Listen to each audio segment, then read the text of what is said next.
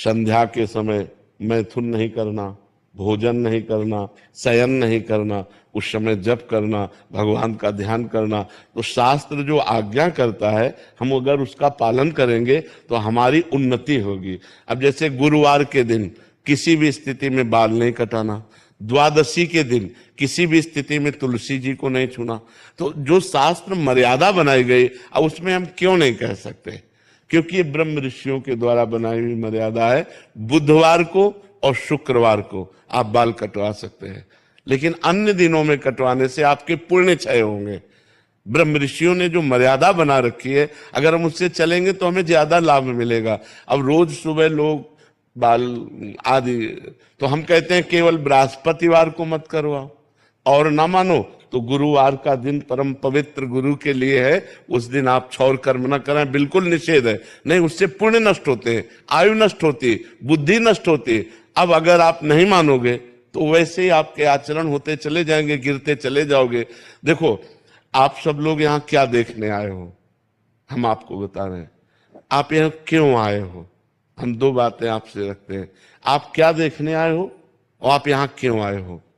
तो आप यहाँ देखने आए हो साधुता, भगवान के भक्त का दर्शन जो शास्त्र के अनुसार चलता है। आप आए हो अध्यात्म को पाने के लिए, आप आए हो सुख शांति के लिए। आए हो कि नहीं? अगर हम धर्म से ना चलते हो तो आप हमारे दर्शन करने आओगे क्या? हम भी तो एक मनुष्य हैं, हम भी तो आप जैसे ही हैं। अगर हमारे अंदर अध्यात्म ना हो तो आप क्या सुनने आए हो? तो आप सोचो, उन्हीं ब्रह्म ऋषियों ने ये मर्यादा रखी। वैसे ही जब हम चलते तो हमारे अंदर तेज, हमारे अंदर शांति, हमारे वचनों का प्रभाव, हमारे दर्शन मात्र से तुम्हें सुख मिलेगा। तो क्या वो आप नहीं बन सकते? आप विचार करो। तो जो शास्त्रों में लिखा है उस पे हम क्यों नहीं लगाते, उसका हम आचरण करते हैं। जैसे डॉक्टर कहता है कि आपको ये नहीं खाना, ये नहीं खाना, ये नहीं, तो हम उनसे क्यों बोलते हैं क्या दही नहीं खाना? अरे भाई, दही तो बहुत अच्छी चीज है, क्यों नहीं खाना? क्योंकि तुम्हारा रोग बढ़ जाएगा। जब तुम ठीक हो जाओगे तब तुम सब कुछ कर सकते हो, लेकिन जब तक ठीक नहीं होते तब तक तुम्हें दही नहीं खाना, ऐसा मना किया जाता ना। जब तक हमारा ज्ञान नष्ट नहीं हो जाता तब तक ये सब बातें, और ज्ञान नष्ट हो गया तो फिर कोई नियम नहीं, फिर वो सबके ऊपर पहुंच जाता है। जब स्वस्थ हो गया तो खूब दही खाओ, क्या परेशानी है?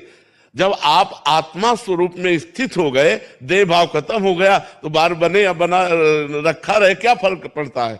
तो हम अभी देहाभिमानी हैं, देह भाव से चलते हैं। तो हमें शास्त्र के नियमों का पालन करना। जो आज शास्त्र के नियमों का पालन नहीं करते तो गिरते चले जाते हैं। अब ये शास्त्र आज्ञा करता है, जिस दिन से गर्भ आ जाए उस दिन से माता पिता को ब्रह्मचर्य रहना चाहिए। क्यों? क्योंकि वही वीर शक्ति फिर उसके ऊपर जाएगी तो उसके दिमाग पे, उसके अंगों पे वो कुप्रभाव पैदा करेगी, वो उसकी हानि पैदा करेगी और उसमें गलत संस्कार पड़ जाएंगे। कौन मानता है? शास्त्र जो आज्ञा करता है अगर उसके अनुसार चलो तो आज सब सुखी हो जाए। पर शास्त्र की आज्ञा का कहां पालन हो रहा है? बोले प्रातः काल उठना चाहिए, ब्रह्म मुहूर्त में उठ करके गुरुजनों माता पिता के चरण छूने चाहिए। कौन मान रहा है?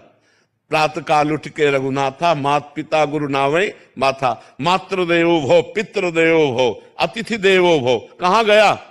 पहले लिखा होता था घरों में बड़े अक्षरों में अतिथि देवो भव, अब लिखा होता कुत्ते से सावधान, नहीं लिखा होता। तो हमारे जो शास्त्र कहते हैं उस पे हम क्यों लगाने का अधिकार नहीं करते?